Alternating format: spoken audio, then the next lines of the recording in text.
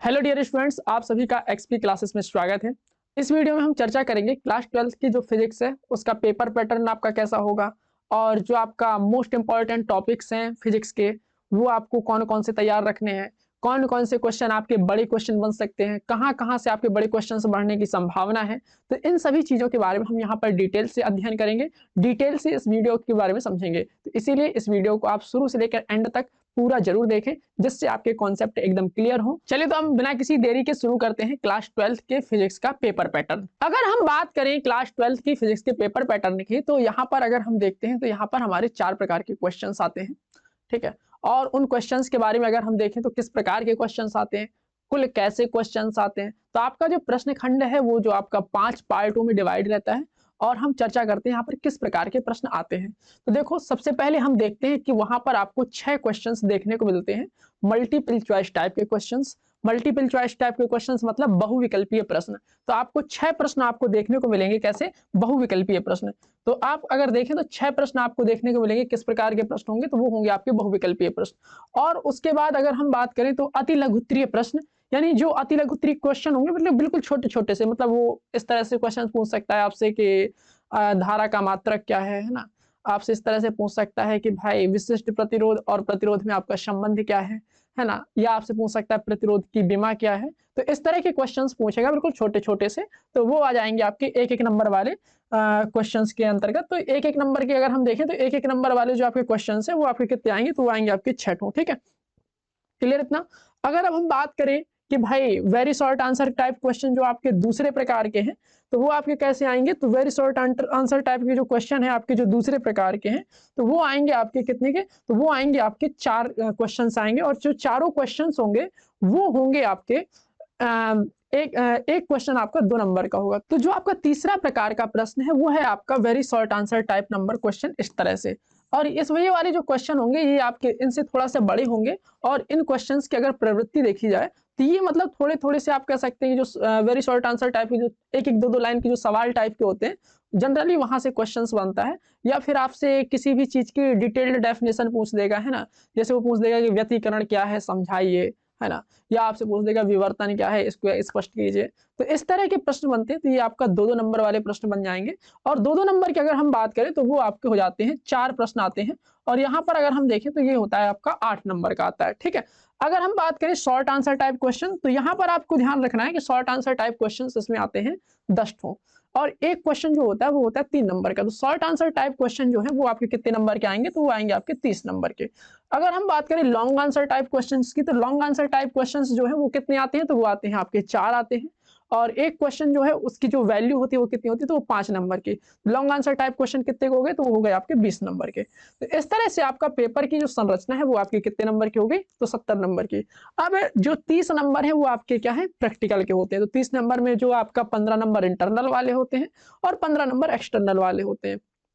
तो जब आपका ये वाला पोर्शन तैयार होगा, एक्सटर्नल वाला, है ना। अगर हम बात करें, अगर 15 नंबर की, सॉरी, ये अगर आपका ये वाला पोर्शन तैयार होता है, अगर आपकी थ्योरी कंप्लीट होती है, तो वहां पर जो है प्रैक्टिकल में तो नंबर आपको मिल ही जाते हैं स्कूल की कृपा से, है ना। उसकी कोई दिक्कत की बात ही नहीं है। तो अगर हम बात करते हैं तो सबसे पहले हमें ये देखना है कि हमें इन 70 नंबर में 70 लाने हैं, है ना। तो इन नंबरों की अगर हम चर्चा करें तो ये जो पेपर है, पेपर की पैटर्न के बारे में हमने समझ रखा है, पेपर की प्रवृत्ति के बारे में समझ रखा है। अब हमें ये देखना है कि भाई एग्जाम टाइम चल रहा है। अब ऐसा तो है नहीं कि एकदम से हम पूरा उठा के जैसे रिवीजन करते हैं तो पूरा सब कुछ पढ़ के जाएं एग्जाम टाइम पे। एग्जाम टाइम पे क्या है, हम बहुत इंपॉर्टेंट और बहुत ही सिलेक्टेड चीजें पढ़ के जाते हैं। तो उन्हीं सिलेक्टेड चीजों के बारे में यहाँ पर चर्चा की जाएगी कि हमें कौन कौन से टॉपिक यहाँ से पढ़कर जाना चाहिए कि जिससे हम एग्जाम में बहुत ही अच्छा स्कोर कर सकें।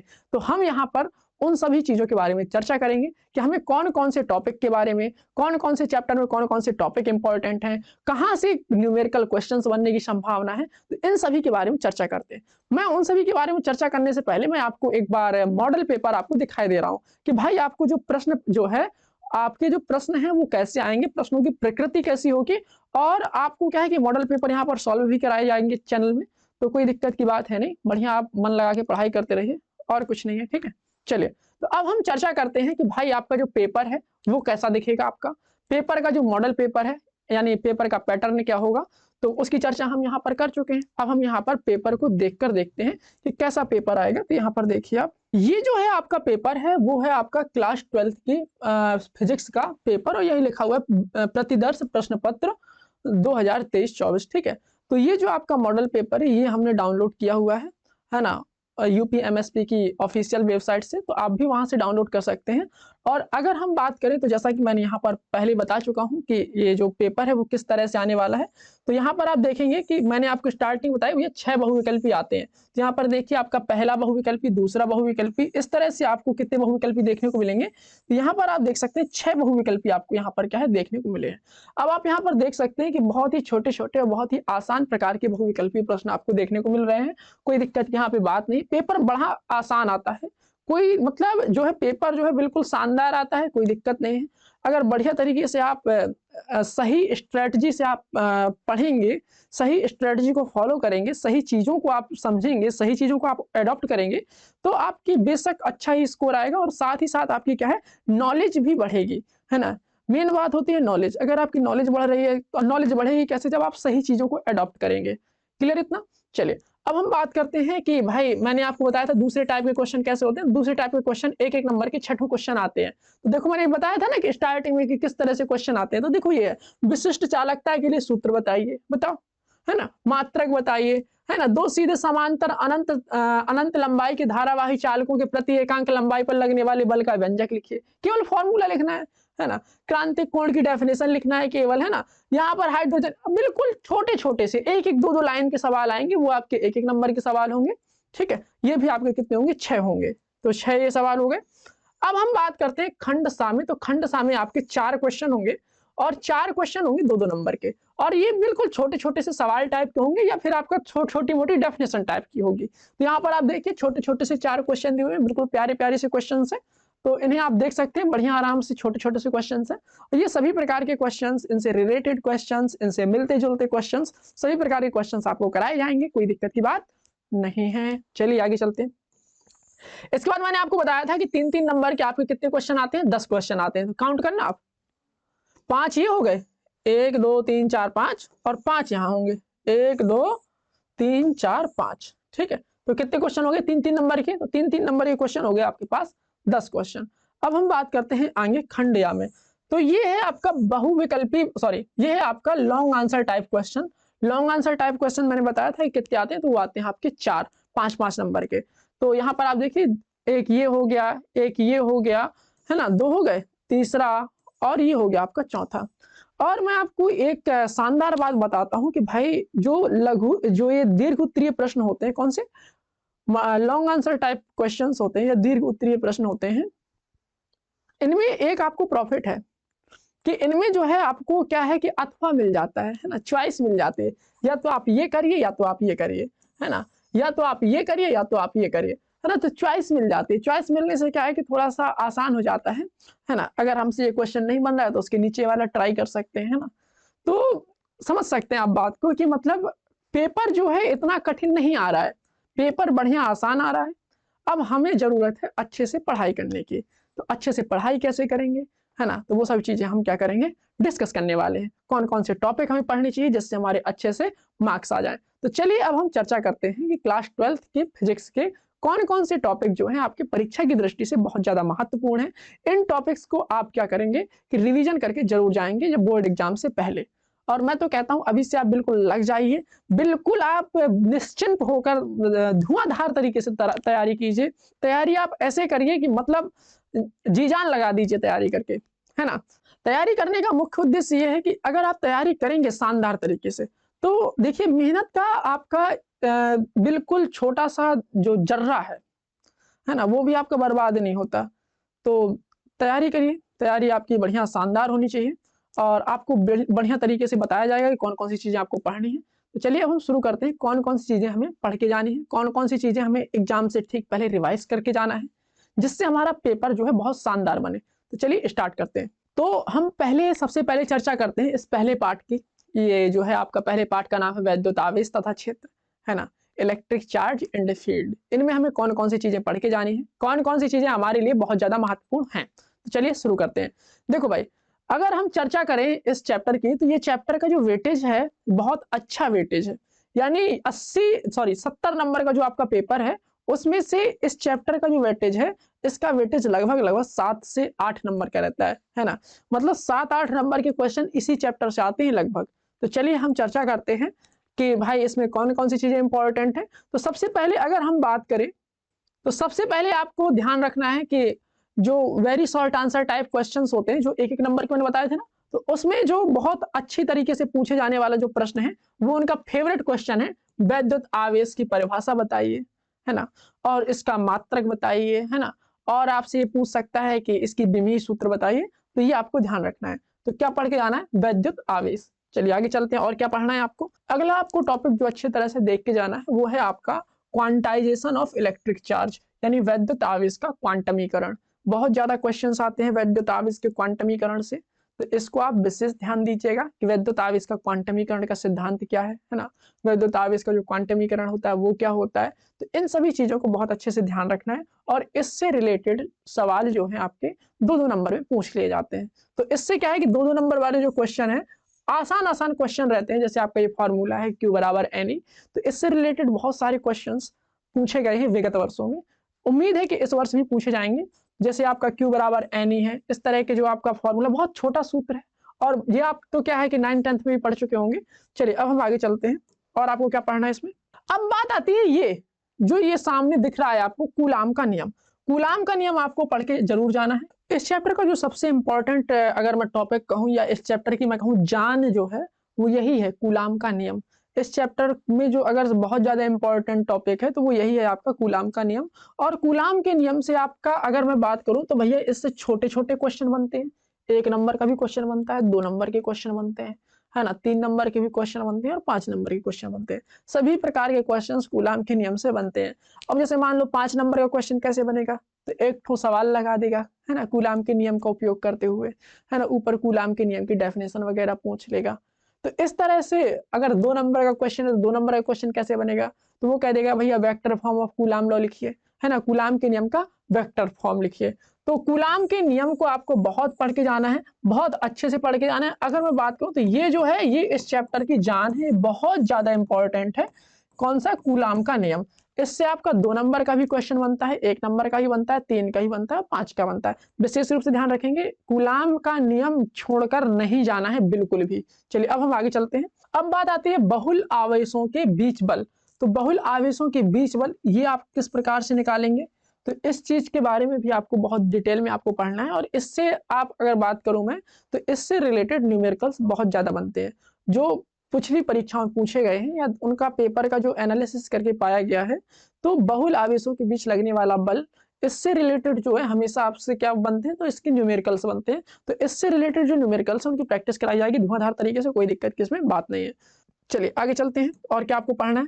अगर मैं बात करूं एनसीईआरटी में, तो एनसीईआरटी के जो एग्जाम्पल्स हैं वो आप जरूर देख लीजिएगा, क्योंकि एनसीईआरटी के एग्जाम्पल्स जो हैं वो आपके बड़े ही खतरनाक टाइप के, बड़े ही शानदार एग्जाम्पल, जैसे आपका एग्जाम्पल ये 1.5 हुआ, है ना, ऊपर की जो एग्जाम्पल निकल गए हैं 1.1, 1.2, 1.3, 1.4 एग्जाम्पल्स आपको सभी करने हैं। इस बात का आपको ध्यान रखना है, क्योंकि जो क्वेश्चंस हैं आजकल एग्जाम्पल्स से डायरेक्ट बनते जा रहे हैं।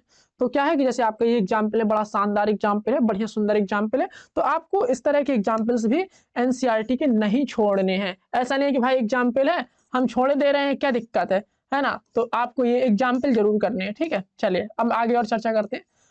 अब बात आती है वैद्युत क्षेत्र। तो इससे किस प्रकार के क्वेश्चन बनने की संभावना है, तो जैसा अपन ने बताया था वही कूलाम का नियम जो होता है ना, शानदार नियम था, है ना, उससे भी सभी प्रकार के क्वेश्चंस बनते थे। तो ऐसी वैद्युत क्षेत्र से, यानी वैद्युत क्षेत्र और कूलाम का नियम इस चैप्टर की बहुत आप कह सकते हैं कि डिमांडिंग क्वेश्चन यहाँ से बनते हैं। तो वैद्युत क्षेत्र और कूलाम का नियम, इन चीजों को आपको बहुत डिटेल में आपको पढ़ना है। वैद्युत क्षेत्र हो गया, वैद्युत क्षेत्र की तीव्रता हो गई, वैद्युत क्षेत्र का मात्रक हो गया, तो इन सभी चीजों के बारे में आपको क्या करना है, पढ़ना है। चलिए आगे चलते हैं।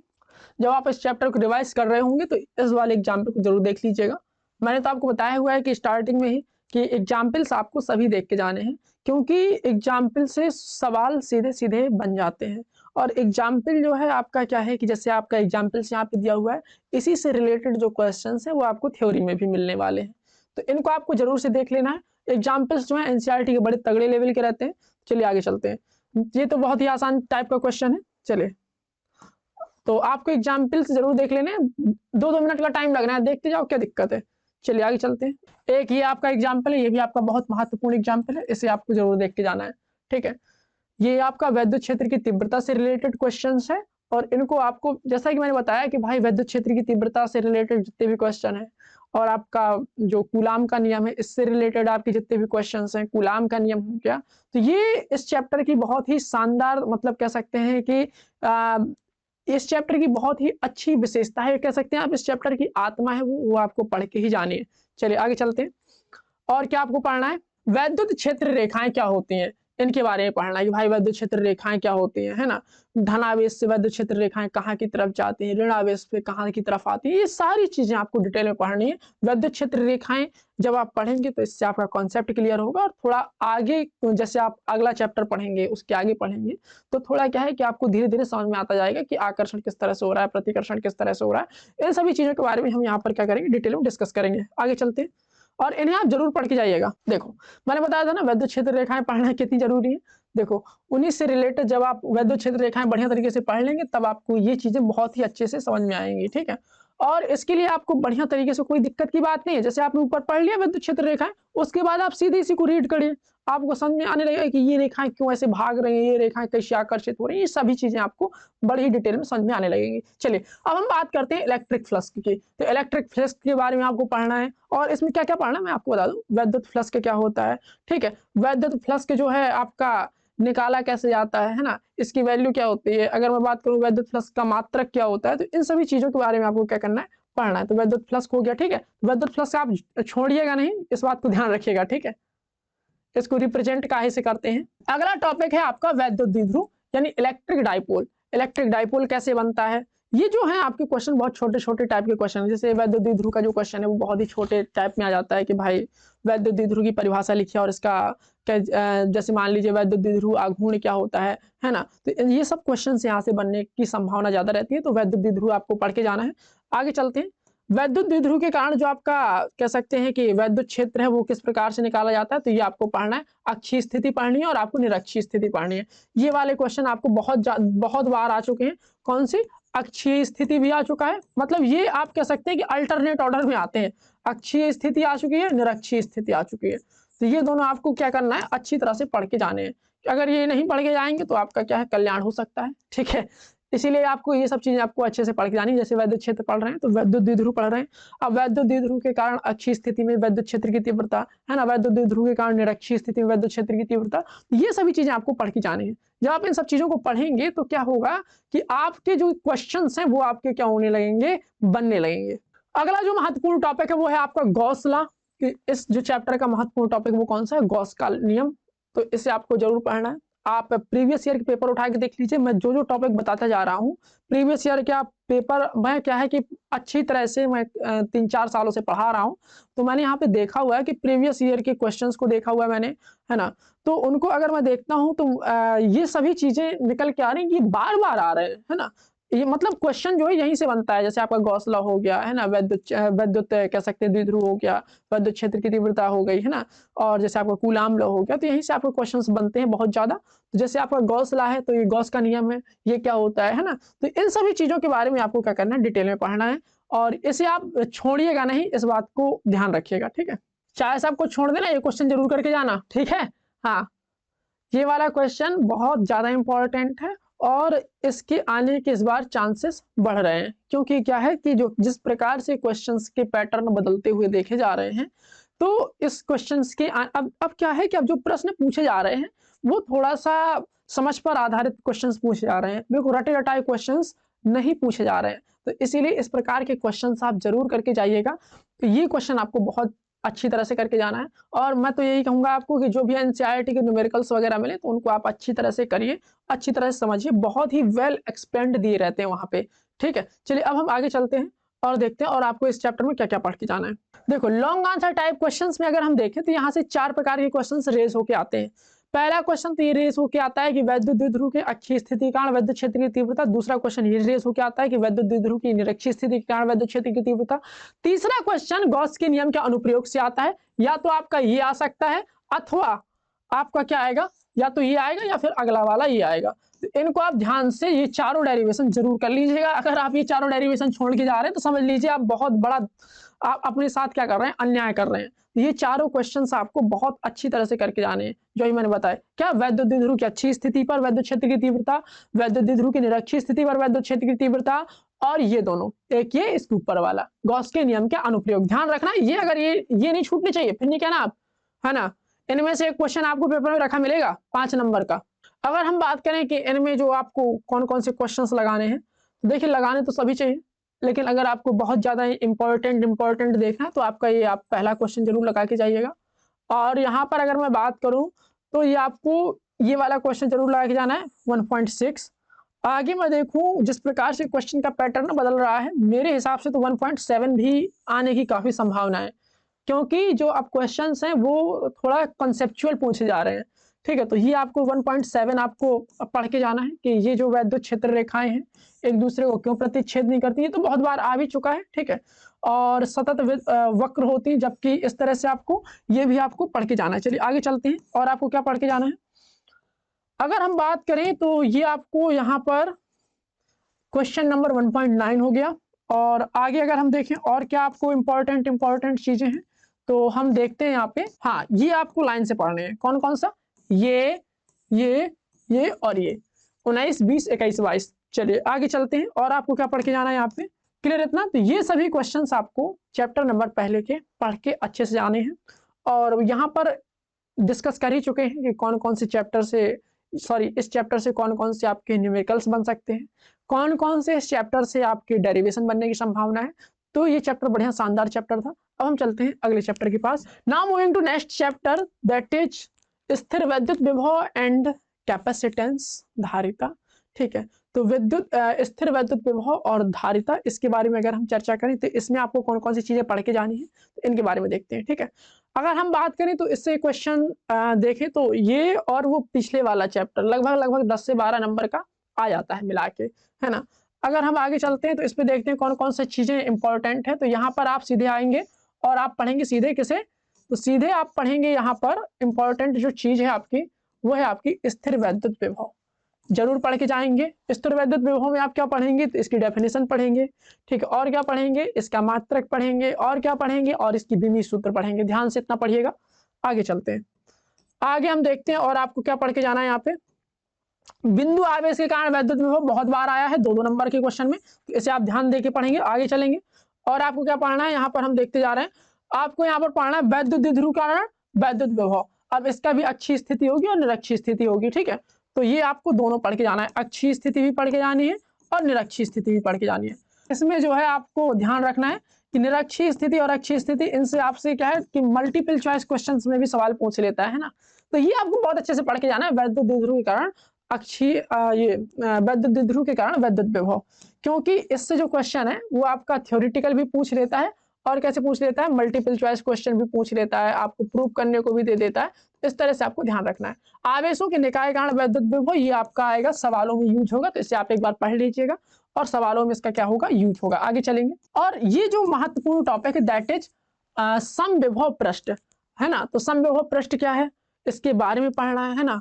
इससे संबंधित अगर हम बात करें तो ये जनरली इसकी परिभाषा आती है समविभव पृष्ठ की, और इसकी विशेषताएं आ जाती हैं, है ना। समविभव पृष्ठ क्या होता है, ये सभी चीजें आपको क्या करनी है, पढ़नी है। समविभव पृष्ठ आपको पढ़ लेना है। आगे हम चलेंगे वैद्युत क्षेत्र तथा वैद्युत विभव में संबंध। ये आपका छोटा छोटा क्वेश्चन आता है, वैद्युत क्षेत्र तथा वैद्युत विभव में संबंध, जैसे आपका 2 नंबर का हो गया, है ना। या कभी कभी इनसे रिलेटेड न्यूमेरिकल आते हैं, तो कभी कभी ये डायरेक्ट पूछ देता है। अगर ये डायरेक्ट नहीं देगा तो इससे रिलेटेड क्या दे देगा भैया, आपको न्यूमेरिकल। जरूर पढ़ के जाइएगा। आगे चलते हैं, आवेशों के निकाय की स्थितिज ऊर्जा, बहुत ज्यादा क्वेश्चन आते हैं, लेकिन इससे क्या आता है, न्यूमेरिकल टाइप के क्वेश्चन आते हैं। ठीक है, और 1 या 2 बार आया हुआ है, तो वो आया हुआ है आपका डेरिवेशन टाइप का। आगे चलते हैं, स्थितिज ऊर्जा से अगर हम डेरिवेशन की बात करें तो ये जो आपका डेरिवेशन है, ये आपका बहुत महत्वपूर्ण डेरिवेशन है, बाह्य क्षेत्र में द्विध्रुव की स्थितिज ऊर्जा। इसको आप ध्यान से पढ़ के जाइएगा, इस चैप्टर का मोस्ट इंपॉर्टेंट डेरिवेशन है। आगे चलते हैं, अगला इंपॉर्टेंट टॉपिक है वो है आपका परावैद्युत और ध्रुवण। परावैद्युत क्या होता है और ध्रुवण क्या होता है, इससे रिलेटेड छोटे छोटे क्वेश्चन जरूर आते हैं। इनको आप जरूर देख लीजिएगा। परावैद्युत और ध्रुवण, ये क्या है, एक एक नंबर का क्वेश्चन आ जाता है या दो दो नंबर के क्वेश्चन आते हैं। लॉन्ग क्वेश्चन इससे बनने की संभावना नहीं है। आगे चलते हैं। अगला जो मोस्ट इंपॉर्टेंट टॉपिक है दैट इज संधारित्र और धारिता। ठीक है, इसको आप ध्यान रखिएगा, इसे मत छोड़ के जाइएगा। ठीक है, क्योंकि यहाँ पर अगर आपकी ये धारिता चौपट हुई तो फिर आपकी आगे जो क्वेश्चंस हैं वो आपके नहीं बनेंगे। तो इससे आप जरूर पढ़ के जाएंगे, धारिता को पढ़ेंगे, धारिता के बारे में पढ़ेंगे कि भैया धारिता क्या होती है, संधारित्र क्या होते हैं, है ना, इसका मात्रक क्या होता है, इसका विमीय सूत्र क्या होता है, इसके फॉर्मूले क्या होते हैं। तो इन सभी के बारे में हमें क्या पढ़ना है, यहाँ पे संधारित्र और धारिता में पढ़ना है। ध्यान रखिएगा, इसे जरूर पढ़ के जाइएगा। आगे चलते हैं। समांतर प्लेट संधारित्र, वेरी मोस्ट इंपॉर्टेंट डेरिवेशन। इतना इंपॉर्टेंट है कि महा मोस्ट आप लिख सकते हैं। जो आपके 7 सेट बनते हैं आप उठा के देख लीजिएगा, 2 सेट में तो आती ही है हर बार, है ना। तो इसको आप ध्यान रखिएगा। अगर आपका ये डेरिवेशन नहीं आएगा तो इससे रिलेटेड क्वेश्चन आएगा, अगर क्वेश्चन नहीं आएगा तो इससे रिलेटेड कुछ ना कुछ तो जरूर आपको मिलेगा। यानी समांतर पट्टिका संधारित्र आप कह सकते हैं, ये जो चैप्टर है इसमें बहुत ज्यादा रोल निभाता है समांतर पट्टिका संधारित्र। तो इसको आपको ध्यान से पढ़ना है और बिना पढ़े आप इसको मत छोड़िएगा। चलिए आगे चलते हैं। ये आपसे बहुविकल्पी क्वेश्चन में पूछा जाता है कि धारिता पर परावैद्युत का किस प्रकार से प्रभाव होता है, और आपसे ये पूछ लिया जाता है कि भाई जो परावैद्युत है वो जो धारिता है वो इन पर रिलेशन क्या है। तो ये सभी चीजें क्या है आपसे पूछ लेता है, लेकिन ये छोटे छोटे क्वेश्चंस बनते हैं। लेकिन समांतर प्लेट संधारित्र से मजाक मत करिएगा, वो अच्छे से पढ़ के जाइएगा। आगे हम बात करते हैं संधारित्रों का संयोजन। इससे देखा जाए तो क्या बनता है, न्यूमेरिकल बनता है। क्या बनता है भैया, न्यूमेरिकल बनता है। तो न्यूमेरिकल आपका बनता है इससे, तो अच्छे से आप पढ़ के जाइएगा कि भैया जो संधारित्र है इनका श्रेणी संयोजन क्या होता है, जो संधारित्र है इनका जो आपका समांतर संयोजन क्या होता है, श्रेणी संयोजन में कौन सी चीज समान रहती है, समांतर संयोजन में अभी कौन सी चीज समान रहती है। तो इन सभी चीजों को आपको इसमें क्या करना है, पढ़ के जाना है। चलिए आगे चलते हैं। चलिए अब हम इसके एक्सरसाइज के जो महत्वपूर्ण क्वेश्चन है जो आपको पढ़ के जाने या पढ़ के जाने चाहिए उन पर हम देख लेते हैं कि आपको 1 2 3 और ये आपका 4 यहाँ तक आपको बहुत अच्छे से पढ़ना है। और आपको ये जो 5 वाला क्वेश्चन है इसे भी आपको पढ़ना है। अब ये तो बहुत ही इंपॉर्टेंट मुझे लग रहे हैं, आगे चलेंगे। और ये आपका 6 भी आपका इंपॉर्टेंट है, और ये आपका 7 भी इंपॉर्टेंट है, 8 भी इंपॉर्टेंट है। आगे हम देखते हैं, और आपके इसके मुझे सभी इंपॉर्टेंट लग रहे हैं। तो इसी को आपको इसकी जो क्वेश्चन के एक्सरसाइज के जो क्वेश्चन है वो एक भी आप नहीं छोड़ेंगे। एक्सरसाइज आप क्या करेंगे, इसकी कंप्लीट करेंगे। इसकी एक्सरसाइज के सभी क्वेश्चन जरूर करेंगे, ठीक है, उनसे मजाक आप नहीं करेंगे। ठीक है, चलिए आगे चलते हैं। चलिए अब हम बात करते हैं तीसरे चैप्टर की जिसका नाम है वैद्युत धारा। फटाफट देखेंगे आपको कौन कौन सी चीजें आपको पढ़ के जानी है। चलिए आगे चलते हैं। सबसे पहले आपको पढ़ना है वैद्युत धारा। वैद्युत धारा क्या होती है, वैद्युत धारा का आपका मात्रक पढ़ लेना है, वैद्युत धारा किस तरह से प्रभावित होती है। इन सभी चीजों को देखते हुए आपको ये जरूर पढ़ के जाना वैद्युत धारा। ठीक है, इसका मात्रक जरूर पढ़ लेना भैया, इसका मात्रक क्या होता है। आगे चलेंगे। Next important topic that is Ohm का नियम, अच्छे से पढ़ेंगे। और आगे आपका इंपॉर्टेंट टॉपिक मिलेगा अनुगमन वेग के आधार पर ओम की नियम की व्युत्पत्ति, अच्छे से पढ़ के जाना उसे। ठीक है, ये जो आपका रिलेशन है ये बहुत बार आया है पेपर में, तो इसे आप जरूर देख लीजिएगा। ठीक है, J बराबर सिग्मा ई। आगे हम देखेंगे इलेक्ट्रॉन का अनुगमन वेग या इलेक्ट्रॉन का अपवाह और प्रतिरोधकता का उद्गम, जरूर इसे पढ़ के जाइएगा, बहुत इंपॉर्टेंट टॉपिक है। इससे रिलेटेड क्वेश्चंस भी बहुत ज्यादा बनते हैं और न्यूमेरिकल्स आते हैं। ठीक है, जब आप इसे पढ़ेंगे तभी आपको समझ में आएगा कि भैया अनुगमन वेग का कॉन्सेप्ट क्या है, अनुगमन वेग का कॉन्सेप्ट डेवलप कैसे होता है। तो मेरी तो आपको यही सलाह है कि भाई एक बार एनसीईआरटी रीड करिए, है ना। और जैसे मान लीजिए जो टॉपिक है जो आपको समझ में ना आए तो आप अपने शिक्षक की सलाह जरूर लीजिए, है ना। तो मेरा यही मानना है कि आपको एक बार एनसीईआरटी को पढ़ लेना चाहिए। ठीक है, ज्यादा नहीं तो जितना इंपॉर्टेंट टॉपिक्स बताए जा रहे हैं उनको जरूर पढ़ लीजिए। चलिए, ओम के नियम की सीमाएं इंपॉर्टेंट है, पढ़ के जाइएगा। प्रतिरोधकता की ताप पर निर्भरता बहुत इंपॉर्टेंट है, पढ़ के जाइएगा। प्रतिरोधकता ताप पर किस प्रकार से डिपेंड करती है ना। इन सभी चीजों के बारे में आपको क्या करना है, अच्छे से पढ़ के जाना है। चलिए आगे चलते हैं, और क्या आपको पढ़ना है ये देखते हैं। ठीक है, अगला इंपॉर्टेंट टॉपिक यहाँ का विद्युत ऊर्जा और शक्ति, यानी इलेक्ट्रिक एनर्जी एंड पावर।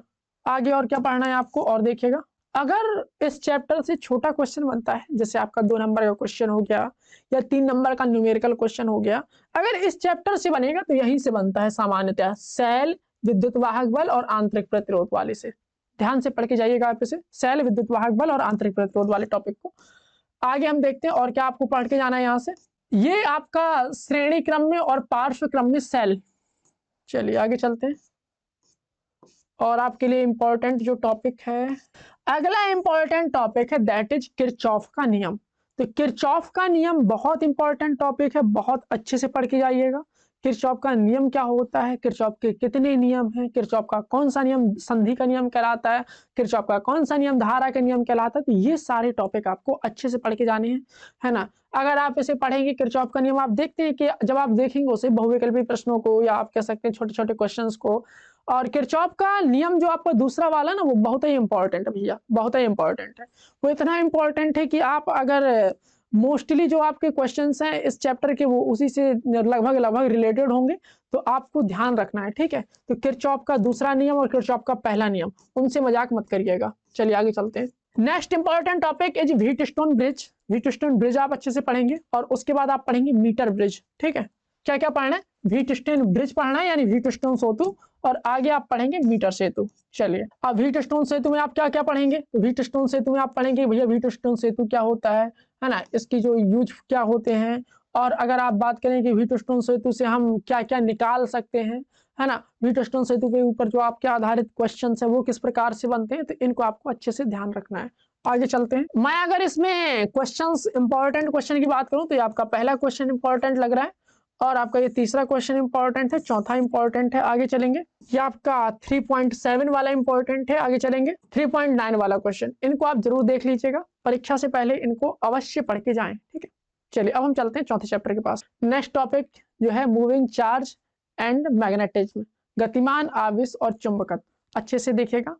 अगर हम बात करें कि जो आपकी पहली किताब है उसमें अगर हम देखें तो अगर बहुत महत्वपूर्ण चैप्टर देखते हैं तो आपकी यही चैप्टर्स जो है महत्वपूर्ण चैप्टर चल रहे थे, उनमें से एक महत्वपूर्ण चैप्टर ये भी है गतिमान आवेश और चुंबकत्व। अब आपको देखना है इनमें से कौन कौन सी चीजें आपको अच्छे से पढ़ के जानी चाहिए।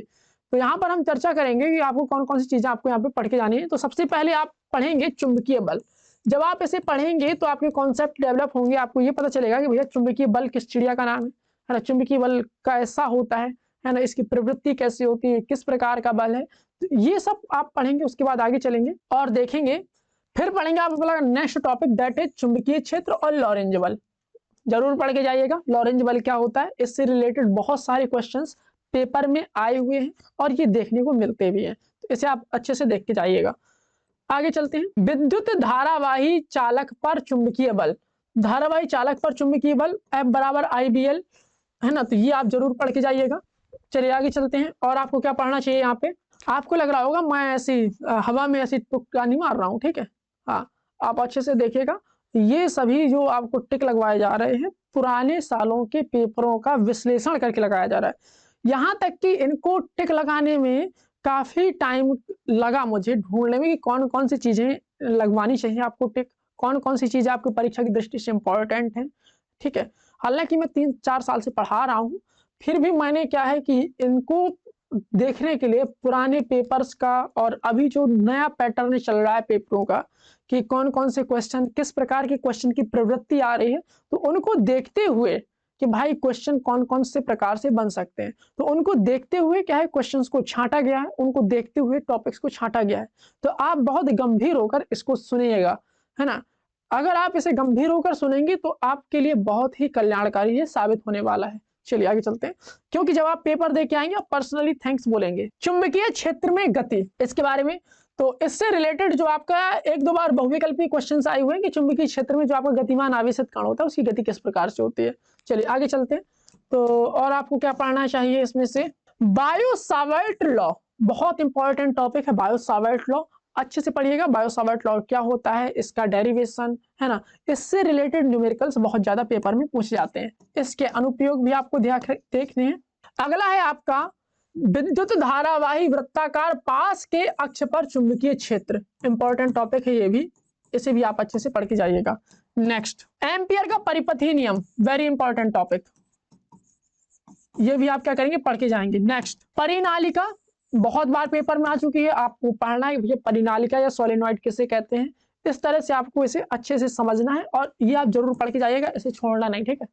चलिए नेक्स्ट, आजकल ट्रेंड चल रहा है तो इस प्रकार के जो क्वेश्चन है बहुत ज्यादा आ रहे हैं, तो इस चैप्टर को आप इस टॉपिक को आप जरूर देखेंगे इस चैप्टर में, इसे मत छोड़ के जाइएगा। नेक्स्ट इंपॉर्टेंट टॉपिक चल रहा है। अगला इंपॉर्टेंट टॉपिक है आपका विद्युत धारा पास पर बल आघूर्ण और चुंबकीय द्विध्रुव, यानी एक समान चुंबकीय क्षेत्र में आयताकार विद्युत धारा पास पर बल आघूर्ण, इसके बारे में आपको क्या करना है, पढ़ के जाना है और इसे आप अच्छे से समझिएगा। ठीक है, चलिए आगे चलते हैं।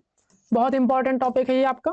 अगला इंपॉर्टेंट टॉपिक चल कुंडली गैल्वेनोमीटर, पढ़ के जाइएगा। नेक्स्ट अगर मैं बात करूं एक्सरसाइज में आपको कौन कौन सी चीजें पढ़ के जानी चाहिए, तो एक्सरसाइज में आपको 4.1, 2, 3, 4, ये आपको 5 भी 6 भी, तो इसके जो आपके न्यूमेरिकल्स हैं सभी न्यूमेरिकल्स इंपॉर्टेंट है, तो इसके एक भी न्यूमेरिकल्स नहीं छोड़ेंगे। क्या करेंगे, इसके सभी न्यूमेरिकल्स पढ़ के जाएंगे, बहुत इंपॉर्टेंट है।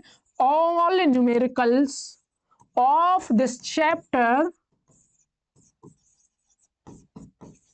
Are important, very important. ठीक है, तो you have to study and you have to solve all the numericals of this chapter.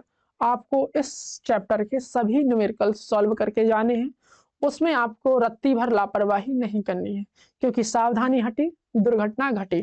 ठीक है, चलिए अगला ये चैप्टर है छोटू सा बिल्कुल, क्या नाम है इसका, तो इसका नाम है आपका चुंबकत्व एवं द्रव्य अध्याय 5। बहुत छोटू सा चैप्टर है, आपको क्या करना है, इसे आराम से पढ़ लेना है। ठीक है, बड़ा आसान, बड़ा शानदार और छोटे छोटे क्वेश्चन देने वाला छोटू सा चैप्टर है बिल्कुल। ठीक है, चलिए देखते हैं क्या क्या पढ़ के जाना है आपको इसमें से। आपको इसमें से पढ़ के जाना क्षण चुंबक क्या होती है, फिर आपको क्या पढ़ना है, चुंबकीय क्षेत्र रेखाएं क्या होती हैं। इससे पहले अपनी विद्युत क्षेत्र रेखाएं पढ़ी थी, मैं इसीलिए बोल रहा था भैया विद्युत क्षेत्र रेखाएं अच्छे से पढ़ लो, है ना, ताकि क्या है कि थोड़ा सा कॉन्सेप्ट आपका डेवलप हो जाएगा, है ना। इससे क्या है कि आपको यहाँ इन सब चीजों को क्या है समझने का क्या करेगा, मौका मिलेगा। चलिए आगे चलते हैं। इसमें से जो बहुत इंपॉर्टेंट है, बहुत बार पूछा गया, वो है आपका एक समान चुंबकीय क्षेत्र में द्विध्रुव। ठीक है, नेक्स्ट अगला जो आपका टॉपिक है दैट इज चुंबकत्व और गॉस लॉ, पढ़ के जाइएगा चुंबकत्व क्या है और गॉस का नियम क्या है। आगे चलेंगे। अगला टॉपिक है आपको चुंबकीय तीव्रता, आपको पढ़नी है कि चुंबकीय तीव्रता क्या कहलाती है।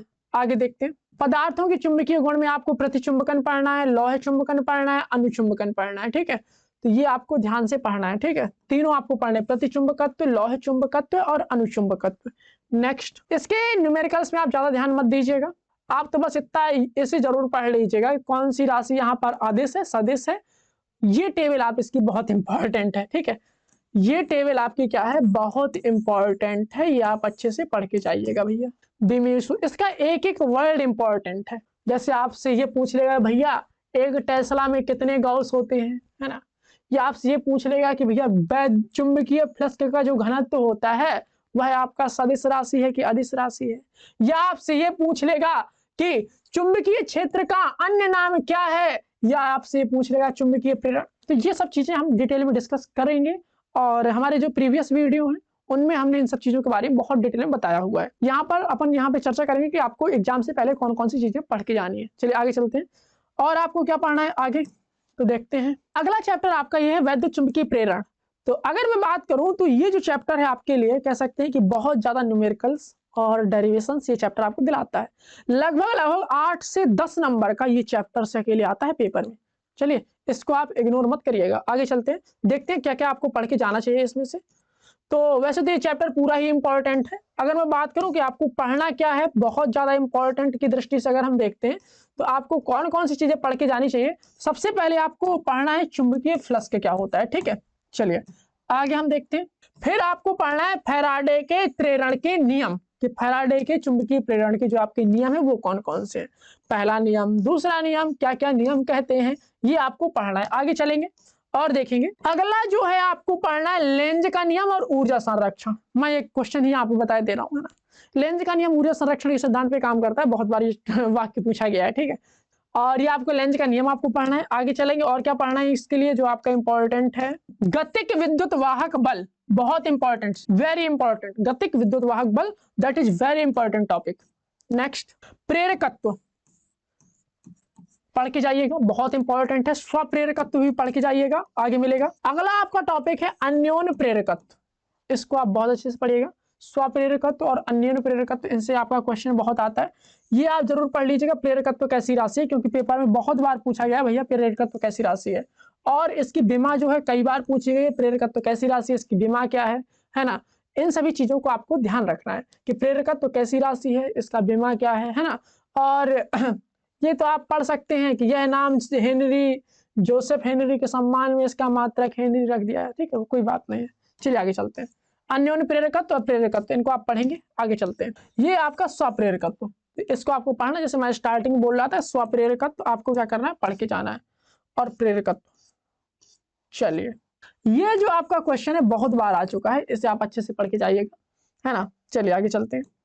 अगर इसके न्यूमेरिकल्स को देखूं मैं कि भैया आपको एक्सरसाइज में कौन कौन से क्वेश्चंस पढ़ने, तो आपका ये 6.8 हो गया, और ये आपका 6.5 हो गया, आपका 6.4 हो गया। इनको आप बिल्कुल नहीं छोड़ेंगे। और अगर मैं बात करूं तो इसे आप जरूर पढ़ लीजिएगा 6.2 को, ठीक है। चलिए आगे चलते हैं। आगे चलते हैं अपन चैप्टर नंबर 7 के पास। फर्स्ट बुक का आपका बहुत इंपॉर्टेंट टॉपिक जिसका नाम है प्रत्यावर्ती धारा, ठीक है। 8 से 10 नंबर का लगभग ये भी बहुत आता है, बहुत ज्यादा आपसे पूछा जाता है। सामान्यतः इसके प्रश्न 3 नंबर और 3 नंबर और 5 नंबर में देखने को मिलते हैं। तो हम यहाँ पर चर्चा करेंगे आपको कौन कौन सी चीजें यहाँ पर पढ़ के जानी चाहिए। अब हम बात करते हैं प्रतिरोधक पर प्रयुक्त एसी वोल्टता, ठीक है। तो आपको क्या पढ़ना है, यहाँ पर प्रतिरोधक पर प्रयुक्त एसी वोल्टता के बारे में पढ़ना है। यहाँ से आपका कॉन्सेप्ट जो है आपका यहाँ से बिल्ड होगा, और आगे चलेंगे हम पढ़ेंगे यहाँ पर कि वीएम क्या है, आईएम क्या है, तो इन सभी चीजों के बारे में आपको पढ़ना है। आगे चलते हैं। ये तो अपने आगे चलते हैं और देखते हैं और आपको क्या पढ़ना है। यहाँ पे ये आपको पढ़ना है धारा और वोल्टता का घूर्णी सदिश द्वारा निरूपण, कला संबंध, ठीक है। तो यहाँ पर आपको फेजर्स पढ़ने हैं आपको कि इसके फेजर्स किस तरह से हैं, आगे चलेंगे। और फिर आपको पढ़ना है प्रेरक पर प्रयुक्त एसी वोल्टता, ठीक है, यानी ये आपका एल परिपथ है ना, इसके बारे में पढ़ना है, आगे चलेंगे। यहाँ पर आपको सभी प्रकार के परिपथ पढ़ना है, एल परिपथ, आर परिपथ, सी परिपथ, एक्सएल परिपथ, एक्ससी परिपथ, है ना, सॉरी एक्सएल परिपथ, है ना। और आपको पढ़ना है, फिर आपको आप पढ़ेंगे कि जो आपका प्रेरक और प्रतिरोध वाला परिपथ है ना। तो इस तरह से आपको सभी प्रकार के परिपथों को पढ़ना है। और इनमें सबसे जो इम्पोर्टेंट परिपथ है वो हो जाएगा आपका कि जैसे आपका वो होता है ना एलसीआर परिपथ, तो वो भी आपको क्या करना है, इसमें पढ़ना है। चलिए मैं आपको यहाँ पे टिक लगवा देता हूँ कि आपको कौन कौन सी चीजें पढ़नी है यहाँ पे। तो ये आपको इसमें सबसे इंपॉर्टेंट टॉपिक ये है श्रेणीबद्ध एलसीआर परिपथ पे प्रयुक्त एसी वोल्टता। ये आपका आर हो गया, ये हो गया आपका एल, और ये हो गया सी। बहुत ज्यादा इससे न्यूमेरिकल्स आते हैं। न्यूमेरिकल्स अगर हम देखें, बड़े बड़े न्यूमेरिकल्स जो है इस चैप्टर से अगर बनते हैं तो इसी प्रकार के क्वेश्चन से बनते हैं। तो एलसीआर परिपथ आपको पढ़ लेना है, और आपको पढ़ना है वो उसी का है एलसीआर परिपथ का। आगे चलेंगे। अगला इंपॉर्टेंट टॉपिक है एलसीआर परिपथ के बाद अनुनाद, रेजोनेंस। तो दो टॉपिक यहाँ पर बहुत ज्यादा इंपॉर्टेंट है, एक एलसीआर परिपथ और एक आपका अनुनाद। चलिए, और अगला जो बहुत इंपॉर्टेंट टॉपिक है वो है आपका शक्ति गुणांक, पावर फैक्टर, या आप कह सकते हैं शक्ति गुणांक। तो शक्ति गुणांक में आपको क्या क्या पढ़ना है, तो शक्ति गुणांक क्या कहलाता है ना, इसको अपन रिप्रेजेंट काय से करते हैं, है ना, इस तरह से आपको पढ़ना है। क्लियर इतना, शक्ति गुणांक हो जाएगा। आगे देखते हैं और क्या इंपॉर्टेंट है आपके लिए। छोटा मोटा क्वेश्चन ट्रांसफार्मर से भी आ जाता है, मतलब एक छोटा सा क्वेश्चन दे देगा 2 नंबर वाला। जनरली इससे 2-2 नंबर के क्वेश्चन ज्यादा बनते हैं, लेकिन समय का कोई भरोसा नहीं है, कभी कभी क्या है 5 नंबर वाला क्वेश्चन भी टपका देता है। तो ट्रांसफार्मर आप अच्छे से पढ़ेंगे, तो इसीलिए ये भी आपका क्या है इंपॉर्टेंट आपका टॉपिक हो जाता है ट्रांसफार्मर। आगे चलते हैं। ट्रांसफार्मर किस प्रकार का होता है, ऊंचाई ट्रांसफार्मर, अपचाई ट्रांसफार्मर, आपको ये सभी पढ़ना है। चलिए आगे चलते हैं। इसके जो है न्यूमेरिकल्स आपको एक भी नहीं छोड़ने, सभी न्यूमेरिकल्स आपको इसके सॉल्व करने हैं। क्या करना है, इस चैप्टर के सभी न्यूमेरिकल्स आपको सॉल्व करने, इनमें कोई भी चीज नहीं छोड़नी है। इसके जो आपको क्या करने, सभी आंकिक प्रश्न हल करने हैं, सभी आंकिक प्रश्न क्या करने हैं, आपको हल करने हैं। आपके सभी न्यूमेरिकल्स बहुत इंपॉर्टेंट हैं, क्योंकि ये जो आपका चैप्टर है वो न्यूमेरिकल की दृष्टि से बहुत ज्यादा महत्वपूर्ण है। एक बात और ध्यान रखेंगे कि फिजिक्स में जो चैप्टर न्यूमेरिकल की दृष्टि से इंपॉर्टेंट होते हैं बहुत ज्यादा आसान होते हैं, आपको मतलब वो बहुत ही कंसेप्चुअल होते हैं, तो उनको आप अच्छे से देखिएगा। और वो जो आपके चैप्टर्स हैं वो आपके नंबर गेनिंग चैप्टर्स हैं, मतलब आप कह सकते हैं कि आपको फ्री के नंबर मिल रहे हैं अगर आप उन्हें अच्छे से पढ़ रहे हैं तो, है ना। चलिए अच्छे से पढ़िएगा। लेकिन अब हम बात करते हैं चैप्टर नंबर 8 की, जिसका नाम है वैद्युत चुंबकीय तरंगे। क्या नाम है, वैद्युत चुंबकीय तरंगे। तो चैप्टर नंबर 8 जिसका नाम है वैद्युत चुंबकीय तरंगे, तो ये आपका बिल्कुल छोटू सा चैप्टर है, इसमें आपको ज्यादा टेंशन वेंशन लेने की बात नहीं है। आपको इसमें क्या पढ़ना है, सबसे पहले आपको पढ़ना है डिस्प्लेसमेंट करंट क्या कहलाती है, यानी विस्थापन धारा क्या कहलाती है। और यहाँ पर आपको पढ़ने हैं विस्थापन धारा के बाद मैक्सवेल के समीकरण, है ना। और आगे आपको देखना है ये मैक्सवेल के समीकरण, ये आगे तो ये आपको ये पढ़ने हैं आपको, है ना। और आपको पढ़ना है वैद्युत चुंबकीय तरंगों के बारे में, अच्छे से पढ़ लेना वैद्युत चुंबकीय तरंगों के बारे में पूरा। चलिए, ये थोड़ा याद करने वाला सिस्टम है, तो अगर आप कर सके तो आप याद करने का प्रयास कर लीजिएगा, अगर आप ना कर सके तो रहने दीजिएगा, है ना। इंपॉर्टेंट तो है वैसे, लेकिन थोड़ा थोड़ा आता है, तो अगर आप याद कर सके तो आप कर सकते हैं। चलिए, अवरक्त किरणें, इंफ्रारेड वेव जरूर पढ़िएगा। आगे चलते हैं, और इसमें कुछ इंपॉर्टेंट है नहीं ज्यादा। अवरक्त किरणें, पराबैंगनी किरणें, आगे देखते हैं गामा किरणें, ठीक है। यही आपकी किरणें हैं जो आपकी थोड़ी सी इंपॉर्टेंट टाइप की हैं। और आगे चलते हैं, वैसे ये चैप्टर बिल्कुल छोटू सा है, 2-3 नंबर का आता है ना। आता तो वैसे 4 नंबर का है, तो 4 नंबर में आपका इतना आ जाएगा लगभग, और इससे छोटा मोटा सवाल आ जाता है, तो इसके जो सवाल हैं आप कर लीजिएगा, छोटे छोटे बड़े आसान क्वेश्चन हैं, तो सभी न्यूमेरिकल्स आपको करने, 8-8 10 न्यूमेरिकल है। वैसे भी एनसीईआरटी ने अपनी कृपा करके रेशनलाइज्ड सिलेबस आप उसने जारी कर ही दिया है ना। किताबों से उसने सिलेबस वैसे भी कम कर दिया है, तो कोई दिक्कत की उसमें बात नहीं है। अगला टॉपिक हम बात करते हैं अगला चैप्टर की, तो दैट इज रे ऑप्टिक्स, है ना। ऑप्टिक्स की अगर हम चर्चा करें तो ऑप्टिक्स आपकी 2 भागों में बटी हुई है, एक आपकी रे ऑप्टिक्स है, एक आपकी वेव ऑप्टिक्स है। मतलब एक आपकी किरण प्रकाशिकी है और एक आपकी तरंग प्रकाशिकी है। ये अगर हम देखें रे ऑप्टिक्स, तो ये आपका जो बुक होगी दूसरी वाली बुक एनसीईआरटी की, उसका ये आपका पहला चैप्टर होगा, और 9वां चैप्टर यहाँ से अगर हम देखें तो यहाँ से भी आपका अगर हम देखें तो दूसरी बुक से भी 35 नंबर का बनता है, और पहली बुक से भी 35 नंबर का लगभग बनता है। तो इस तरह से 70 नंबर का पेपर आपका बनता है ना। चलिए आगे देखते हैं। अगर हम बात करें किरण प्रकाशिकी और प्रकाशिक यंत्र की, रे ऑप्टिक्स और ऑप्टिकल इंस्ट्रूमेंट्स, इसमें आपको क्या पढ़ के जाना है। सबसे इंपॉर्टेंट चैप्टर अगर आपका है तो यही ऑप्टिक्स वाला है, ठीक है। आपका रे ऑप्टिक्स है ना, और अगर हम बात करें वेव ऑप्टिक्स, ये दोनों आपके चैप्टर क्या है कि दोनों किताबों में अगर मैं देखूं तो सबसे ज्यादा इंपॉर्टेंट चैप्टर है। लगभग अगर हम दोनों चैप्टर को मिला देते हैं तो लगभग 15 से 20 नंबर का जो क्वेश्चन है इसी से आते हैं लगभग, ठीक है। अगर हम सभी प्रकार के क्वेश्चंस को अथवा को सबको जोड़ के देखें तो सबसे पहले आपको पढ़ना है गोलीय दर्पणों द्वारा प्रकाश का परावर्तन। आगे क्या पढ़ेंगे आप, ये तो आपकी बेसिक चीजें हैं। फोकस दूरी हो गया आपका, है ना, वक्रता केंद्र हो गया आपका, पोल हो गया, तो ये सभी आपकी बेसिक चीजें हैं। फोकस तल हो गया, तो इनको आपको जरूर पढ़ लेना है। आगे आप पढ़ेंगे दर्पण समीकरण, मिरर इक्वेशन, ठीक है। आगे आप देखिएगा अगला इंपॉर्टेंट टॉपिक है दैट इज अपवर्तन, यानी रिफ्रैक्शन। अपवर्तन क्या होता है ना, परिभाषा पढ़ लीजिएगा। और अगला जो इंपॉर्टेंट चीज है इसमें स्नेल के नियम है, जैसे ये दोनों आपके नियम दे रखे हैं, तो ये आप पढ़िएगा। आगे चलते हैं, छोड़ना नहीं है इनमें से कुछ, है ना, क्योंकि मैं छोड़ के ही लगवा रहा हूं मतलब बहुत काट पीट के लगवा रहे हैं कि भाई साहब ये जो है इनको छोड़ना ही नहीं है, अब इनमें से नहीं छोड़ देना, ठीक है। आगे पूर्ण आंतरिक परावर्तन, यानी टोटल इंटरनल रिफ्लेक्शन, जरूर आप पढ़ के जाएंगे। ये होता क्या है, इसके ऊपर जो आधारित घटनाएं हैं और वो कौन कौन सी होती हैं, अभी भी टाइम पर्याप्त है भाई साहब, आप पढ़ के जाइए, मजा आ जाएगा। प्रकाशिक तंतु से 1-2 बार क्वेश्चन रेस हुए हैं, तो आपको जानना जरूरी है कि भाई प्रकाशिक तंतु क्या होता है, और इससे आप पढ़ लेंगे एक बार तो थोड़ा ज्यादा अच्छा रहेगा, क्योंकि आगे के क्वेश्चंस के कॉन्सेप्ट समझने में आपको क्या होगी बेटा, आसानी होगी। आगे देखते हैं गोलीय पृष्ठों तथा लेंसों द्वारा अपवर्तन, ठीक है। गोलीय पृष्ठों तथा लेंसों द्वारा अपवर्तन में अगर हम देखें, सबसे पहले हम बात करेंगे गोलीय पृष्ठ पर अपवर्तन, ठीक है। तो यहाँ पर गोलीय पृष्ठ पर अपवर्तन की बात करते हैं, तो सबसे पहले अगर हम देखते हैं तो ये वाला अगर मैं देखूं तो ये आपका जो है बहुत इंपॉर्टेंट डेरिवेशन है, आप अच्छे से पढ़िएगा। गोलीय कौन सा, ये तो गोलीय ये आपका उत्तल पृष्ठ द्वारा अपवर्तन है, ऐसे आपका अवतल पृष्ठ द्वारा अपवर्तन होगा, तो उसे आप पढ़ के जाना।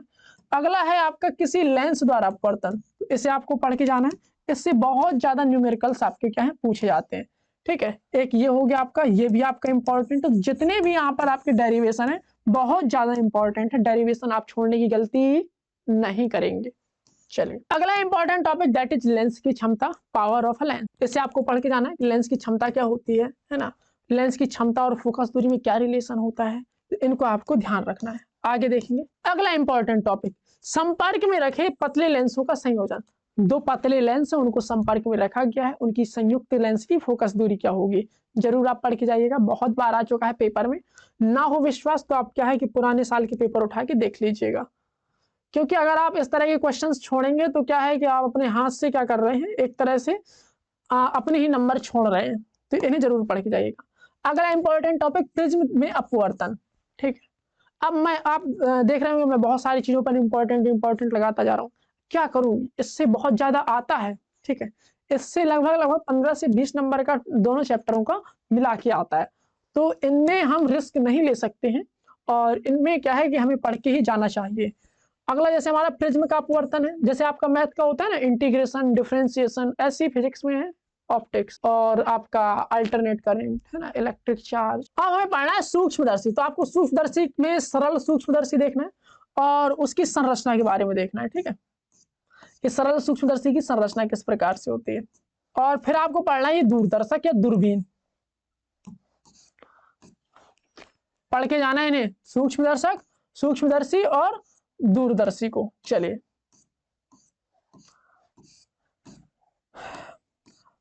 इसके न्यूमेरिकल्स सभी करने हैं,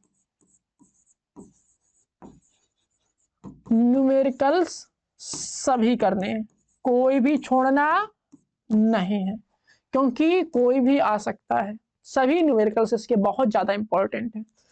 आगे हम चलते हैं चैप्टर नंबर 10 की करते हैं। अगला जो चैप्टर है हमारा बहुत इंपॉर्टेंट है, जिसका नाम है हमारा तरंग प्रकाशिकी। अगर हम तरंग प्रकाशिकी की चर्चा करेंगे, भाई तरंग प्रकाशिकी में आपको क्या क्या पढ़ के जाना है, कौन कौन सी आपकी चीजें तरंग प्रकाशिकी में इंपॉर्टेंट है। तो हमने अभी इससे पहले एक बात किया था रे ऑप्टिक्स की, यानी किरण प्रकाशिकी की। अब हम बात करेंगे तरंग प्रकाशिकी की। तो देखिएगा, वैसे तो पूरा चैप्टर ही इंपॉर्टेंट है, फिर भी मैं इसमें से जो बहुत ज्यादा इंपॉर्टेंट है, यानी आपको जो चीजें छोड़ के नहीं जानी है वो आपको मैं बता दे रहा हूँ। सबसे इंपॉर्टेंट है हाइगेन्स का सिद्धांत। मजाक नहीं करिएगा इसके साथ, पढ़ के जाइएगा हाइगेन्स का सिद्धांत, हाइगेन्स प्रिंसिपल। आगे चलते हैं। अगला आपको पढ़ना है हाइगेन्स के सिद्धांत का उपयोग करके समतल तरंगों का अपवर्तन किस प्रकार से होता है, और फिर आप पढ़ेंगे भैया परावर्तन किस प्रकार से होता है। तो अपवर्तन और परावर्तन की आपको क्या करनी है, व्याख्या करनी है हाइगेन्स के सिद्धांत के प्रयोग से। आगे चलते हैं।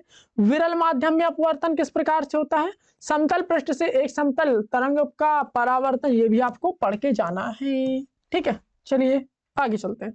ये भी एक इंपॉर्टेंट डेरिवेशन है तरंगों, एक सेकेंड यार, ये भी आपका एक इंपॉर्टेंट डेरिवेशन है तरंगों का कला संबंध तथा कला असंबद्ध योग। तो इसको आप पढ़ेंगे तो एक इंपॉर्टेंट कॉन्सेप्ट निकल के आएगा और इससे आपको कुछ चीजें समझ में आएंगी जो कि आगे आपका काम आएगा। आगे चलते हैं और देखते हैं आपको और क्या पढ़ के जाना है पेपर में। हाँ, ये आता है भैया, बहुत बार आता है, इससे रिलेटेड न्यूमेरिकल्स भी आते हैं और इससे तो सीधे सीधे डेरिवेशन भी आ जाता है कि भाई यंग का प्रयोग क्या था, है ना। और प्रकाश तरंगों के व्यतिकरण की परिभाषा दीजिए। व्यतिकरण अगर हम देखें तो कभी कभी छोटे छोटे क्वेश्चंस के रूप में आ जाता है कि भाई व्यतिकरण क्या होता है ना, व्यतिकरण को आप एक्सप्लेन करिए। और आपसे ये पूछ देता है कि भाई प्रकाश तरंगों का व्यतिकरण आप समझाइए और उसका एक उदाहरण दीजिए, यंग का प्रयोग क्या होता है। तो इस तरह से आपको ये पढ़ के जाना है, बहुत इंपॉर्टेंट है यंग का प्रयोग। ठीक है, ठीक है, ये आपके यंग भाई साहब है।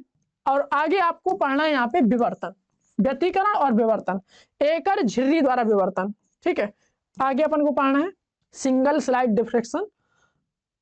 आगे चलेंगे, बस अब आपको ज्यादा नहीं ध्यान देना। चलो आगे चलते हैं। इसके भी सभी न्यूमेरिकल करने, न्यूमेरिकल से आपको यहाँ पर कोई मजाक नहीं करना है, न्यूमेरिकल सभी करने हैं। कितने न्यूमेरिकल करने हैं, इसके सभी न्यूमेरिकल्स आपको करने ही हैं। चलिए चलिए अब हम बात करते हैं अगला चैप्टर, जिसका नाम है हमारा विकिरण तथा द्रव्य की द्वैती प्रकृति। ठीक है, यानी कि ड्वेल नेचर ऑफ मैटर। ठीक है, चलिए तो हमें इसमें क्या क्या पढ़ना है, कैसे पढ़ना है, उन सभी के बारे में इस पर समझना पड़ेगा। ठीक है, तो विकिरण और द्रव्य की द्वैती प्रकृति के बारे में अगर हम चर्चा करें कि हमें इस चैप्टर में क्या क्या पढ़ के जाना चाहिए, है ना, कौन कौन सी चीजें हमें सोचनी समझनी चाहिए, तो चलिए चर्चा करते हैं इनके बारे में। जो वेरी इंपॉर्टेंट टाइप के क्वेश्चंस हैं, वेरी इंपॉर्टेंट टाइप की जो डेफिनेशंस है, केवल उन्हीं पर फोकस किया जा रहा है। आप इसमें से मत छोड़िएगा, मैं कई बार बताता जा रहा हूं, इसमें से छोड़ के मत जाइएगा। ठीक है, हाँ चलिए आगे चलते हैं। आपको यहाँ पे पढ़ना है कि इलेक्ट्रॉन इमिशन कैसे होता है, इलेक्ट्रॉनों का उत्सर्जन कैसे होता है। नेक्स्ट आपको यहाँ पर प्रकाश विद्युत प्रभाव के बारे में पढ़ना है। प्रकाश विद्युत प्रभाव किस चिड़िया का नाम है। जब आप इसे अच्छे से पढ़ेंगे तो आगे देखेंगे अब आपको पढ़ना है प्रकाश विद्युत धारा पर प्रकाश की तीव्रता का क्या प्रभाव पड़ता है। ठीक, फिर आपको ये ग्राफ देख लेना है, ग्राफ बनाना जरूर आना चाहिए, है ना। जब आप इसे पढ़ेंगे तो आपको समझ में आ जाएगा कि इसका ग्राफ इस तरह से क्यों बन रहा है। ठीक है, चलिए अब हम क्या है कि इन सभी चीजों को एक्सप्लेन डिटेल में कर चुके हैं क्लासों में। ठीक है, आपको यहाँ पर ये देखना है कौन कौन सी चीजें आपको पढ़ के जानी है। आगे देखते हैं प्रकाश विद्युत धारा पर विद्युत विभव का प्रभाव, ये भी आपको पढ़ लेना है और ये आपको ग्राफ बनाना सीखना है। आगे चलेंगे, निरोधी विभव क्या होता है और निरोधी विभव पर आपतित विकिरण की आवृत्ति का क्या प्रभाव पड़ता है। आगे चलेंगे, प्रकाश विद्युत प्रभाव और प्रकाश का तरंग सिद्धांत क्या कहलाता है, ये भी आपको पढ़ के जाना है। प्रकाश विद्युत प्रभाव क्या कहलाता है, प्रकाश का तरंग सिद्धांत क्या कहलाता है। आगे देखेंगे, इस चैप्टर में अगर सबसे ज्यादा महत्वपूर्ण है दैट इज आइंस्टीन का प्रकाश विद्युत समीकरण। ठीक है, इससे ऊपर जो आप प्रकाश विद्युत उत्सर्जन पढ़ चुके थे वो भी बहुत इंपॉर्टेंट है। तो ये जो आपका इंपॉर्टेंट है वो है आइंस्टाइन का प्रकाश विद्युत समीकरण, बहुत इंपॉर्टेंट है, बहुत ज्यादा इससे क्वेश्चंस पूछे जाते हैं और बहुत न्यूमेरिकल्स आते हैं, है ना। IIT मेंस में भी आते हैं क्वेश्चंस, एडवांस में भी आते हैं, बोर्ड्स में भी आते हैं। ये तो अपना आइंस्टीन भाई है। आगे चलते हैं प्रकाश की कणीय प्रकृति क्या होती है, इसके बारे में पढ़ना है। फोटोन क्या होते हैं उनके बारे में पढ़ना है। आगे चलते हैं, अगला जो हमारा इंपॉर्टेंट टॉपिक है वो है आपका द्रव्य की तरंग प्रकृति। कौन, द्रव्य की तरंग प्रकृति। ठीक है, तो इसको आप पढ़ेंगे द्रव्य की तरंग प्रकृति। फिर आप पढ़ेंगे कि लुईस दा ब्रोगली ने क्या कहा था, है ना। तो ये लुईस दा ब्रोगली के ऊपर आधारित है ये पूरा। और इसके बाद आपको क्या करना है, इसके भी आपको जो न्यूमेरिकल्स हैं वो आपको सभी नहीं करने हैं, मैं बता दे रहा हूँ कौन कौन सा करना है। जैसे आपको ये वाला न्यूमेरिकल देख लेना है, आगे आपको इसमें जो है ये वाला न्यूमेरिकल देख लेना है, और आपको इसमें देख लेना है ये वाला न्यूमेरिकल। ठीक है, और बस इतना ही आपको ध्यान देना है इसमें। ठीक, आइंस्टीन का प्रकाश विद्युत समीकरण बहुत अच्छे से देख लीजिएगा, डी ब्रोगली इक्वेशन बहुत अच्छे से देख लीजिएगा, इनसे मजाक आप मत करिएगा इस चैप्टर में।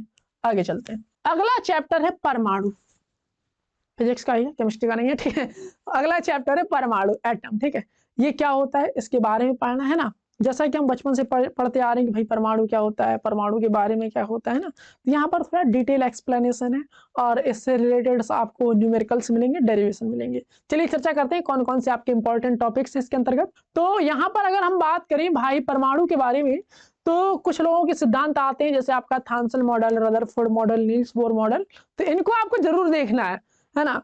अब मेन बात यह है कि आपको थॉम्सन मॉडल इसमें दिया नहीं है, दिया होगा, देखते हैं, है ना। तो थॉम्सन मॉडल जो है आपका, अगर मैं बात करूं यहाँ पे थॉम्सन मॉडल, तो थॉम्सन मॉडल यहाँ पर बिल्कुल हल्का सा दिया है। तो आप अगर थोड़ा सा पढ़ेंगे, तो अगर मैं बात करूं तो थॉम्सन मॉडल आप पढ़ेंगे, उसके बाद आप पढ़ेंगे रदरफोर्ड मॉडल, है ना। तो इसकी तो आपको भूमिका से, तो भूमिका वैसे आपको सभी की पढ़ लेनी चाहिए, ये मेरी सलाह है। इसकी आपको भूमिका बहुत अच्छे से पढ़नी है, तभी आपको आगे ये चैप्टर समझ में आएगा, है ना। जब आपको थॉम्सन का ही नहीं पता चलेगा तो आपको रदरफोर्ड कहाँ से पता चल जाएगा। ठीक है, तो आपको थॉम्सन और रदरफोर्ड को पढ़ना है आपको अच्छे से, है ना। अल्फा कण प्रकीर्णन पर जो इसका प्रयोग है रदरफोर्ड का, ये आपको पढ़ना है कि भाई अल्फा कण प्रकीर्णन का इसका प्रयोग क्या है ना। ये सोने की पन्नी है इस तरह से, तो ये आपको पढ़ना है। ठीक है, और इसके बाद आपको क्या पढ़ना है, रदरफोर्ड के बाद ये वही है, उसी का चल रहा है भाई, बहुत आता है क्वेश्चन रदरफोर्ड से। ठीक है, फिर आपको पढ़ना है एटॉमिक स्पेक्ट्रम, परमाणु स्पेक्ट्रम पढ़ना है। इसके बाद आप क्या पढ़ेंगे, फिर आप पढ़ेंगे नील्स बोर का परमाणु मॉडल। ये जो है आपका कह सकते हैं theoretical as well as numerical, दोनों तरह से इंपॉर्टेंट है, रदरफोर्ड एंड नील्स बोर, है ना। इनसे मजाक आप मत करिएगा, बिल्कुल भी मजाक करने का मतलब ये है कि आप इन्हें छोड़ के मत जाइएगा, है ना। नहीं तो अगर इन्होंने छोड़ दिया तो फिर दिक्कत हो जाएगी। चले, अब आपको पढ़ना है एनर्जी लेवल, ऊर्जा स्तर, है ना। तो ये आपको पढ़ लेंगे ऊर्जा स्तर भाई साहब। हाइड्रोजन परमाणु का लाइन स्पेक्ट्रम बहुत इंपॉर्टेंट है, बहुत ज्यादा क्वेश्चंस आते हैं हाइड्रोजन परमाणु के लाइन स्पेक्ट्रम से।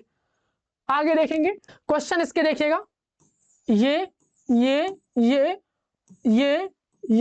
क्वेश्चन आपको जरूर कर लेने। आगे चलते हैं, अगला इंपॉर्टेंट टॉपिक दैट इज नाभिक, छोटा सा चैप्टर है बिल्कुल, और इसकी जो टॉपिक्स हैं वो भी आपके छोटे छोटे से हैं और 3-4 नंबर का आता है बेचारा। ठीक है, चलिए चर्चा कर लेते हैं कौन कौन सी चीजें आपको पढ़नी है।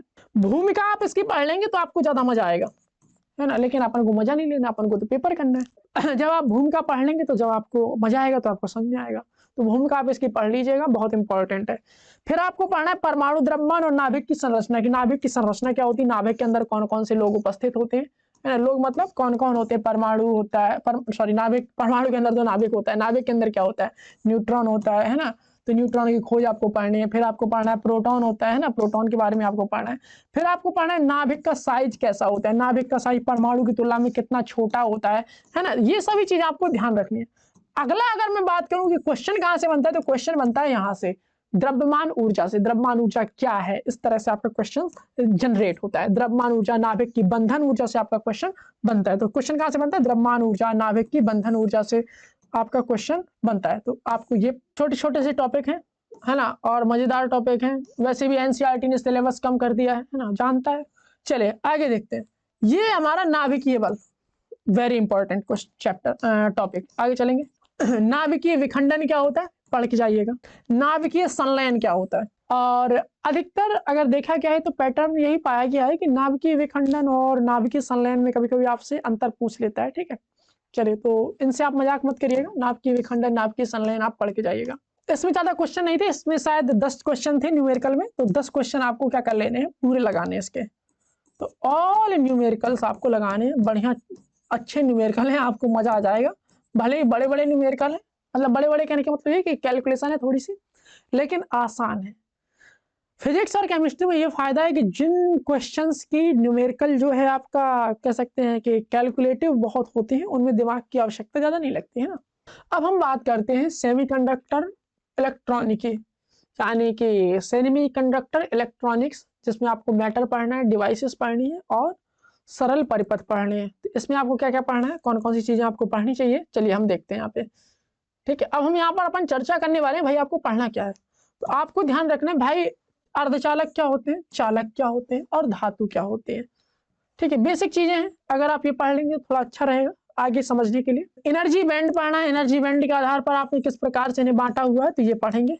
आगे देखना है आपको, क्योंकि इन्हें आप नहीं छोड़ सकते। अब आपको पढ़ना है कि भाई नैज अर्धचालक क्या होता है। सबसे इंपॉर्टेंट टॉपिक यहाँ से शुरू होता है, दैट इज नैज अर्धचालक, ठीक है। और ये है आपका दूसरा इंपॉर्टेंट टॉपिक, दैट इज अपद्रव्य अर्धचालक, ठीक है। जब हम उन पे क्या कर देते हैं, कुछ अपद्रव्य मिला देते हैं, तो आपका अपद्रव्य अर्धचालक बन जाता है, ठीक है। क्लियर इतना। तो अपद्रव्य अर्धचालक आपके दो प्रकार के होते हैं, एक हो गया आपका एन टाइप का अर्धचालक और दूसरा हो जाएगा आपका पी टाइप का अर्धचालक। तो एन टाइप पढ़ लीजिएगा और आप क्या पढ़ेंगे, पी टाइप पढ़ेंगे। दोनों हो गए, फिर आगे चलेंगे। फिर आप पढ़ेंगे पीएन संधि क्या होती है, फिर आप इसी के साथ पढ़ेंगे पीएन संधि का हम निर्माण कैसे करते हैं। फिर आप पढ़ेंगे पीएन संधि हो गया, पीएन संधि का निर्माण कैसे होता है, तो पीएन संधि डायोड हो जाएगा, ठीक है। आगे आपको पढ़ना चाहिए अर्धचालक डायोड, तो अर्धचालक डायोड में पीएन संधि डायोड पढ़ेंगे। और ये एक बार आ चुका है, इस तरह से चित्र बन के ऐसे आ चुका था, ठीक है। प्राचीन काल में आया था और पूछा था ये भैया ये साइन का है, तो पीएन संधि डायोड का साइन है, ठीक है। पी कहाँ है, तो पी इस साइड है, एन कहाँ है, उस साइड है, ठीक है। फिर आगे आप पढ़ेंगे कि भाई ये तो पीएन संधि डायोड का ही टाइप। आगे चलेंगे, अग्रदिशिक पश्चदिशिक। चलिए, ये दोनों टॉपिक आपके बहुत इंपॉर्टेंट है। संधि डायोड का अर्ध तरंग दृष्टिकारी के रूप में अनुप्रयोग और पूर्ण तरंग दृष्टिकारी के रूप में अनुप्रयोग। तो ये है आपका संधि डायोड का दृष्टिकारी के रूप में अनुप्रयोग, ये पढ़ेंगे आप। इसके बाद आप पढ़ेंगे इसके न्यूमेरिकल्स, तो न्यूमेरिकल्स इसमें है नहीं, ठीक है। एक दो न्यूमेरिकल्स है, वैसे इस चैप्टर से न्यूमेरिकल्स ज्यादा आते नहीं। आपको इतना ही देखना है कि भाई अर्धचालक क्या होता है ना, और आपका कह सकते हैं कि अर्धचालक कितने प्रकार के होते हैं, पीएन संधि डायोड क्या होता है ना। और जो खतरनाक टॉपिक है वैसे उन्हें एनसीईआरटी वालों ने हटा दिए थे, है ना। तो कोई दिक्कत की बात नहीं, बढ़िया आसान छोटा सा सिलेबस है और बड़े ही आराम से हो जाएगा अगर आप इन सभी टॉपिक्स को अच्छी तरह से देख के जाते हैं और जो जो न्यूमेरिकल्स बताए गए हैं उनको अगर आप अच्छी तरह से लगाते हैं। तो उम्मीद है कि आप अच्छा करेंगे, है ना। मेरा विश्वास है आपके प्रति कि आप इन चैप्टर्स को अच्छा करेंगे। तो इसी के साथ हम अपनी वाणी को विराम देते हैं और wish you all the very best. आप अच्छा करिए पेपर में, है ना।